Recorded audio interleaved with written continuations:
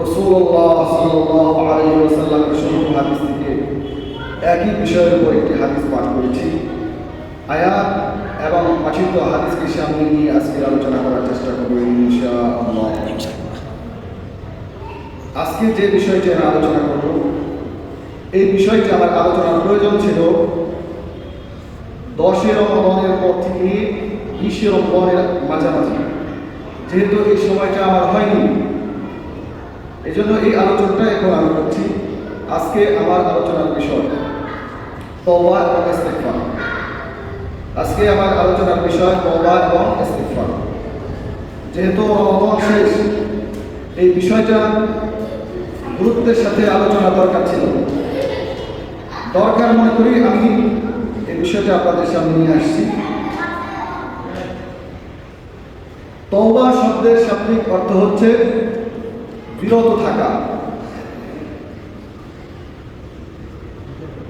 গুনাহের ভাব মন থেকে দূর করা। পরিভাষায় তওবা বলা হয় যদি কোনো মানুষ আল্লাহ কর্তৃক নির্ধারিত বিধানের বাইরে কোনো কাজ করে, কাজের পরে যখন তার অনুশোচনা হয় তখন সে তওবা করে আল্লাহর কাছে মোনাজাত করে।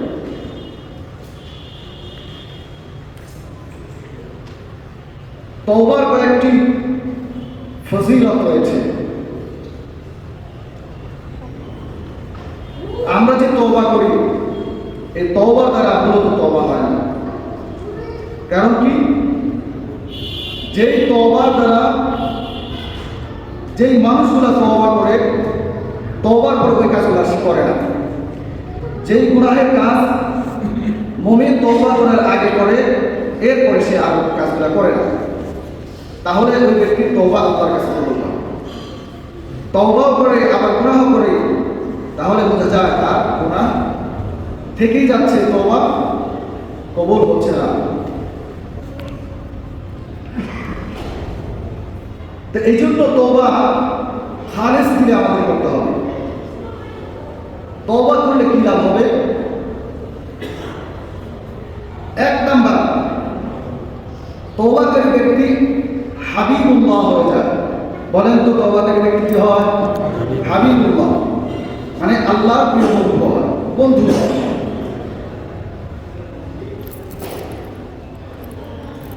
আমরা জানি খলিল শব্দের অর্থ বন্ধু, হাবিব শব্দের অর্থ বন্ধু। তো বন্ধুর মধ্যে অর্থগত অনেক পার্থক্য রয়েছে।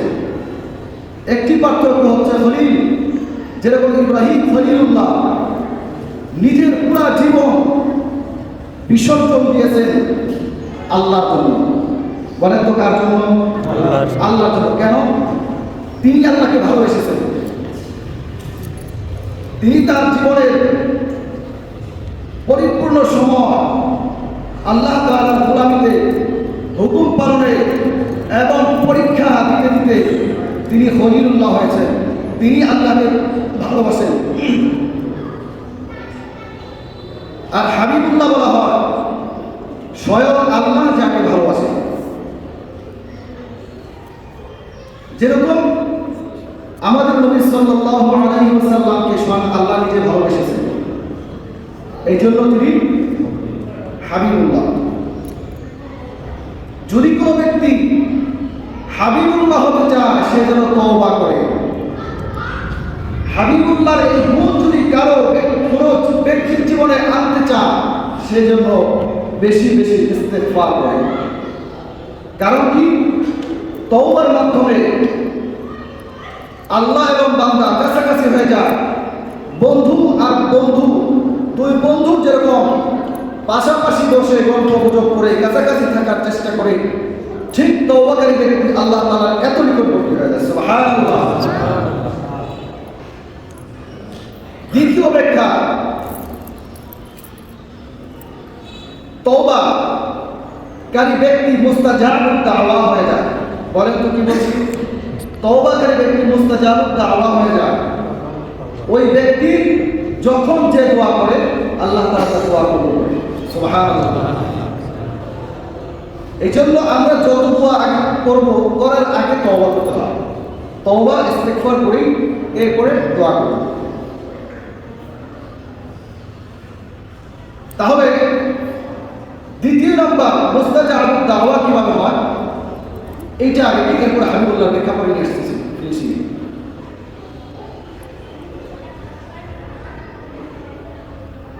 ইমাম আহমদ ইবনে হাম্বল রাহমাতুল্লাহি আলাইহি নাম শুনেছেন আপনারা? বড় চারজন ইমামের একজনের নাম ইমাম আহমদ ইবনে হাম্বল। ইমাম আহমদ ইবনে হাম্বল রাহমাতুল্লাহি আলাইহি হাদিস সংগ্রহের জন্য মিশরে গিয়েছেন। আমাদের দেশের যে সিস্টেম, মিশরেরও সেই একই সিস্টেম। ইমাম আহমদ ইবনে হাম্বল রাহমাতুল্লাহি আলাইহি সফর করতে করতে যখন মিশরে চলে গেছেন, রাত হয়ে গেছে, এশারের নামাজ আদায় করেছে। নামাজ আদায় করার পরে স্বাভাবিক নিয়ম অনুযায়ী মসজিদের গেটগুলা বন্ধ করে দেয়। যখন মুসল্লিরা বের হয়ে গেল, মুয়াজ্জিন সাহেব এসে মসজিদের গেট বন্ধ করে দিল। ইমাম আহমদ ইবনে হাম্বলকে চিনে নাই। ইমাম আহমদ ইবনে হাম্বল তাকায় দেখলেন কিছু দূরে রুটির দোকান দেখা যায়। ইমাম আহমদ ইবনে হাম্বল হাজারি পাপা করে রুটির দোকানে চলে গেলেন।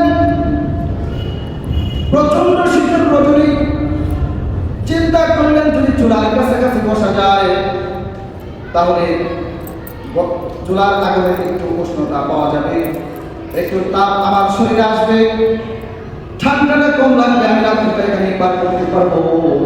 এই জন্য ইমাম আহমদ ইবনে হাম্বল চুলার পাশাপাশি গিয়ে বসে পড়লেন। যিনি রুটি বানাইতেছে অনেকক্ষণ বসে থাকার পরে জিজ্ঞাসা করলেন, দুইজনের মধ্যে কথোপকথন হইতে হইতে ভালো একটা সম্পর্ক হয়ে গেল।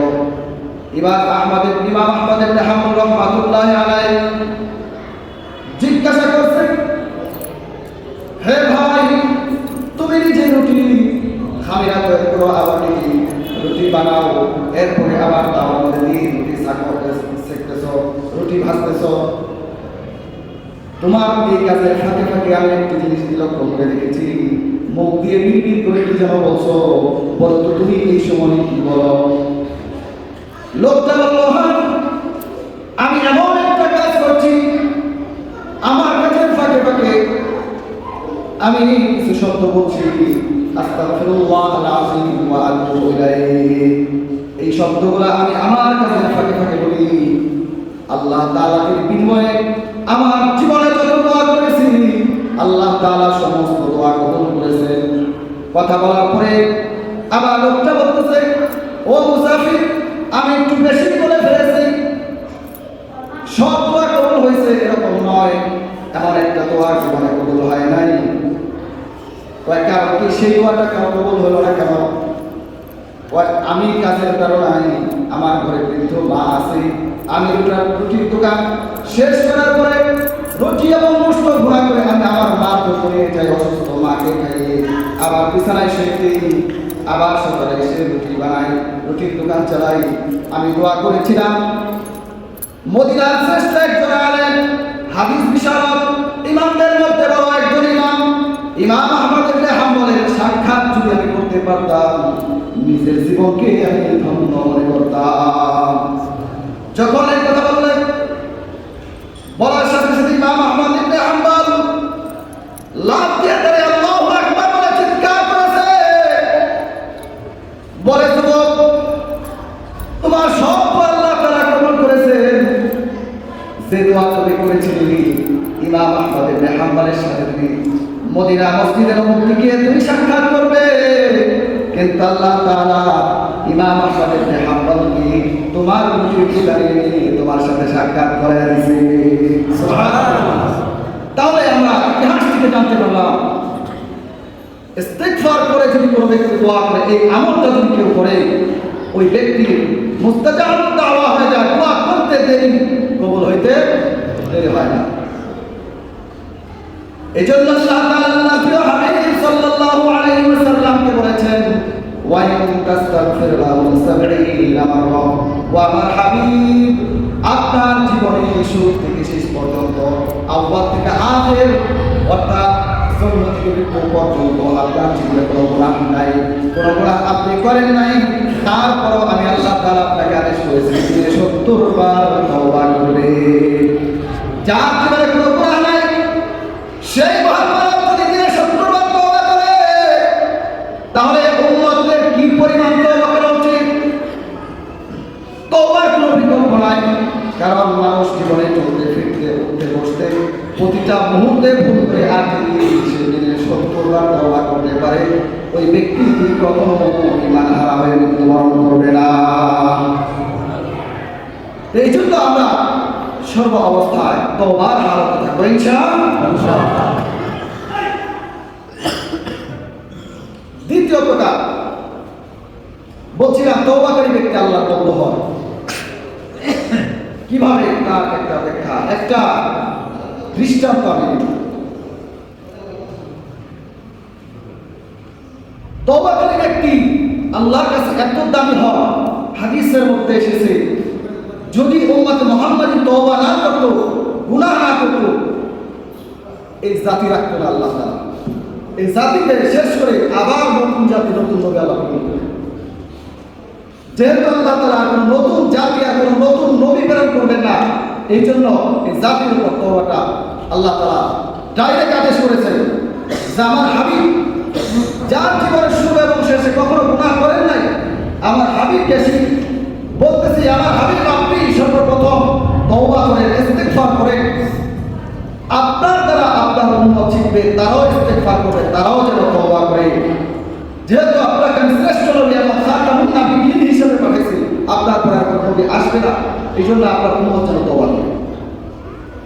ভুল মানুষ করবে, এটা স্বাভাবিক, সে যেন তওবা থেকে বিরত না হয়। মুফাসসিরে কেরাম ব্যাখ্যা করেন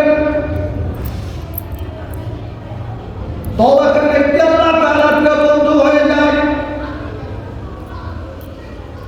আল্লামা আবুল্লাহ সামারকান্দি রাহমাতুল্লাহি আলাইহি তানবীহুল গাফিলিন নামক কিতাবের মধ্যে লিখেছেন একজন যুবক রাস্তার ধারে বসে এমন ভাবে কান্নাকাটি করছে, ওই রাস্তা দিয়ে হযরত ওমর রাদিয়াল্লাহু তাআলা আনহু মসজিদে নববীতে চলে আসছেন। বাড়ি থেকে যখন হযরত ওমর রাদিয়াল্লাহু তাআলা আনহু মসজিদে নববীর দিকে যখন রওনা করেছেন, পথির মধ্যে একজন যুবককে এমন ভাবে কান্না করতে দেখেছে যার কান্না দেখে হযরত ওমর পর্যন্ত চোখের পানি ফেলে দিয়েছে। কারণ হযরত ওমর সাধারণ কোনো মানুষ নয়। সাহাবায়ে কেরামের মধ্যে দুইজন সাহাবী এমন রয়েছে, একজনের গুণ হলো আরহাম উম্মতি বি উম্মতি আবু বকর, একজনের গুণ হলো আরহাম উম্মতে মুহাম্মাদের মধ্যে এত দয়া, এত নরম দিয়ে দ্বিতীয় আর কোনো ব্যক্তি হতেই পারবে না, যার নাম হলো হযরতে আবু বকর। সাহাবীদের মধ্যে আরেকজন সাহাবী হলো ওয়াশাদুকুম ফি আমরিল্লাহি উমর, যার মেজাজ সর্ব অবস্থায় গরম, যার কাছে নরমের কোনো ভাব লেশ মাত্র নাই, সেই ব্যক্তির নাম হচ্ছে ওমর। এই ব্যক্তি যুবকের কান্না দেখে চোখের পানি ফেলে যুবককে ডাক দিয়ে বলছে, যুবক তোমার কি হয়েছে? এবার যুবক ডাক দিয়ে বলে, আমার জীবনে এমন কিছু গুনাহ আমি করেছি যে গুনাহের জন্য আমি কান্নাকাটি করি। তো ভাই আমার, তুমি কি আমাকে একটা উপকার করতে পারো? তুমি কি আমাকে রাসূলের দরবারে নিয়ে যেতে পারো? হ্যাঁ ঠিক আছে, আমি রাসূলের দরবারে নিয়ে যাব। এবার হযরত ওমরের সাথে যুবক হাঁটতে হাঁটতে মসজিদে নববীতে রাসূলের কাছে চলে গেছে।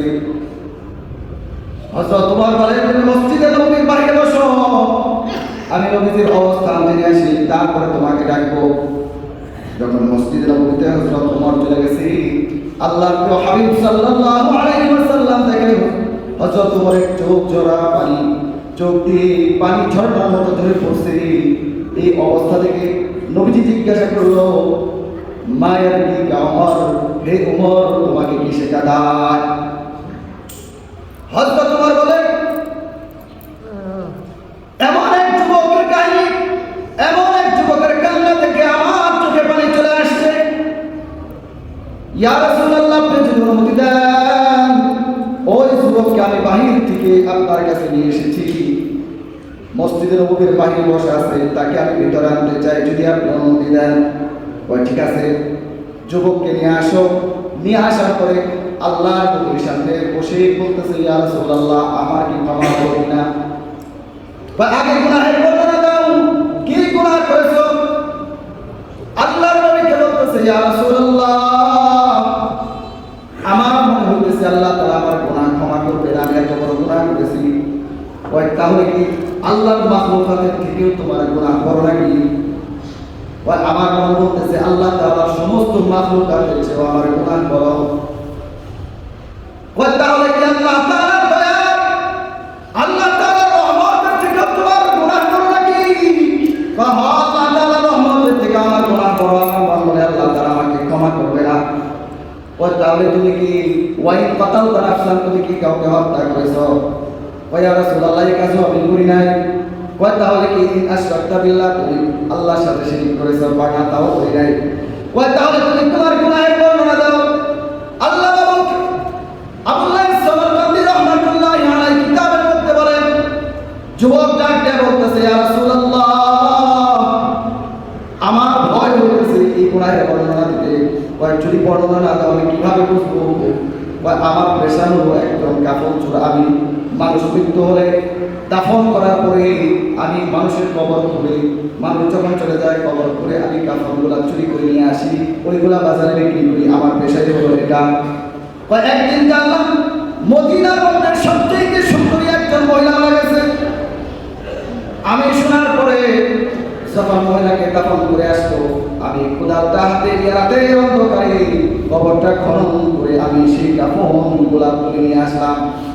এমন সময় শয়তান আমার মাথার উপর সওয়ার হলো। শয়তান মাথার মধ্যে ঢুকায় দিল, মদিনার শ্রেষ্ঠ সুন্দরীকে দাফন করা হয়েছে মাত্র, এখনো পচে নাই, বলে নাই, কিছুক্ষণ পূর্বে তাকে দাফন করা হয়েছে, একটু টস মেরে দেখ না কেমন সুন্দর। শয়তান যখন তার পেটের মধ্যে এটা দিয়ে দিল, সাথে সাথে সে আলো জ্বালায় দেখলো কাপড়টা আগে খুলে ফেলেছে, এমন পরমা সুন্দরী শুয়ে আছে কবরের মধ্যে। এবার শয়তান ধোঁকা দেয়, এই মহিলার সাথে যদি এই মুহূর্তে জেনা করো, কেউ তোমাকে বাধা দেবে না, কেউ তোমাকে ক্ষতিও করতে পারবে না, মহিলা বাধা দিতে পারবে না, জীবনে এমন সুযোগ আর কখনো তোমার হবে না। এবার চিন্তা করো যুবক, এই তো সুযোগ, এই সুযোগ আমার ছাড়া যাবে না। সাথে সাথে সে তার হুঁশ জ্ঞান সব মহিলার দিকে ফিরে এসে জেনাহের মতো কাজে লিপ্ত হয়ে গেল কবরস্থানে। জেনাহের কাজ যখন শেষ, এবার মহিলা আওয়াজ দিয়ে বলছে, হে যুবক, কি করলি আমাকে, আমাকে এই এত মানুষের সামনে কবরস্থানে আমাকে উলঙ্গ করে জেনা করলি, কালকে আমাদের ময়দানে আমাকে নাপাক অবস্থায় উঠানের ব্যবস্থা করে দিবি। যুবকটা এই কথা শোনার সাথে সাথেই তার হুঁশ ফিরে আসলো, হায় হায়, আমি কি করলাম, আমি তো বড় অপরাধ করেছি। এরপর থেকে আমার কান্না শুরু হয়েছে, এখন পর্যন্ত কান্না বন্ধ হয় নাই। আল্লাহ রাসূল বললেন, এত বড় সাংঘাতিক গুনাহ তুমি করেছো। যুবক তো ছিল, সাহাবী চিন্তা করেছেন, এরপরে যদি আমি আল্লাহ রাসূলের সামনে থাকি, কোন কথা বলে ফেলে আল্লাহ তারা কোন কথা কবুল করে, এই জন্য ভয়ে তিনি রাসূলের সামনে থেকে চলে গেছে। যাইতে যাইতে পাহাড়ের চূড়ায় বসে একদিন, 2 দিন নয়, 40 দিন পর্যন্ত এই যুবক কান্না করছে। কান্না করতে করতে চোখের পানি শুকায় গেছে, চোখ দিয়ে রক্ত আসা শুরু করেছে। ডাক দিয়া বলছে, মালিক, আমার যতটুকু সম্ভব ছিল আমি কতটুকু উঁচায় পাহাড়ের চূড়া পর্যন্ত এসেছি, চোখের পানি যত ছিল পানি শেষ করে ফেলেছি, আমার চোখে এখন আর পানি আসে না, চোখ দিয়ে রক্ত আসছে। হে আল্লাহ, তুমি আমাকে মাফ করে দাও, আমাকে আর শাস্তি দিও না, আমি তোমার রহমতের ভিখারি। যখন যুবক চোখের পানি পরিবর্তে রক্ত যখন বের হয়েছে, কঠিন ভাবে যখন কাঁদো কাঁদো কণ্ঠে ভারাক্রান্ত হৃদয় নিয়ে যখন আল্লাহকে ডাকছি, আল্লাহ তাআলা জিবরাইলকে পাঠাই দিয়ে বলতেছে, হে জিবরাইল, আমার হাবিবের কাছে মুহূর্তে চলে যাও। আল্লাহ রাসূলের কাছে জিবরাইল এসে প্রশ্ন করতেছে, হে আল্লাহ রাসূল, এই সমস্ত মাখলুকাতের আপনি সৃষ্টি করেছেন নাকি আল্লাহ সৃষ্টি করেছে? ওই সমস্ত মাখলুকাতকে আল্লাহ সৃষ্টি করেছেন, ওই এগুলার একটা সৃষ্টি আমি করতে পারি নাই, সমস্ত মাখলুক সহ আমাকে সহ আল্লাহ তাআলা সৃষ্টি করেছেন। ওই 2 নাম্বার প্রশ্ন হলো, এই সমস্ত বান্দার রিজিকের দায়িত্ব আপনার হাতে কিনা, গুনাহ মাফের ক্ষমতা আপনার হাতে দেওয়া হয়েছে কিনা? ওই একটাও আমার হাতে নাই, সব আল্লাহর হাতে। ওই তাহলে যে যুবককে বললেন এত বড় গুনাহ ক্ষমা হয় নাকি? এই যুবক তো চলে গেছে পাহাড়ে, আজকে 40 দিন পুরা হয়ে গেছে। আপনার কি ওই যুবক সম্পর্কে, ওই সাহাবী সম্পর্কে আপনার কি কোনো খেয়াল আছে, কোনো খবর আছে? সাহাবী সম্পর্কে কোনো তথ্য আপনার কাছে আছে কি? আপনি কোনো খোঁজ খবর নিয়েছেন? কই না, 40 দিন হয়ে গেছে, আমি তার কোনো খোঁজ খবর নেই নাই। এবার জিবরাইল ফেরেশতা আল্লাহকে ডাকতে বলে, হে আল্লাহর হাবিব, আপনার ওই সাহাবী তওবা কবুল হয়েছে, এত পরিমাণে আল্লাহ তাআলা খুশি হয়ে গেছে, আল্লাহ তাআলা তার জীবনের সমস্ত গুনাহ মাফ করে দিয়েছে। এবার আল্লাহ নবী ডাকতে বলে, ও সাহাবীরা চলে যাও, আমার ওই সাহাবীকে তওবার সুসংবাদটা শোনায় দাও। সাহাবীকে তওবার সুসংবাদ শোনায় দিয়েছে, সাহাবী চলে আসে। তাহলে বোঝা গেল যে ব্যক্তির জীবনে এত বড় কবরের মতো স্থানে, কবরস্থানের মতো স্থানে একজন নারীর সাথে জেনা করে যদি সে তওবা করে মাফ পায়, তার ব্যাপারে তওবার বিষয়ে আল্লাহ তাআলা জিবরাইলকে পাঠাই দিয়ে তওবার ঘোষণা দেয়। তাহলে বলেন তো এমন কাজ আমরা করছি কিনা? আমার বিশ্বাস একজন আমরা এই কাজ করি নাই। আমরা যে কাজটা করছি স্বাভাবিক গুনাহ। তো এই জন্য আল্লাহ তাআলা পয়গম্বর নূহ আলাইহিস সালামকে শিক্ষা দিতেছেন,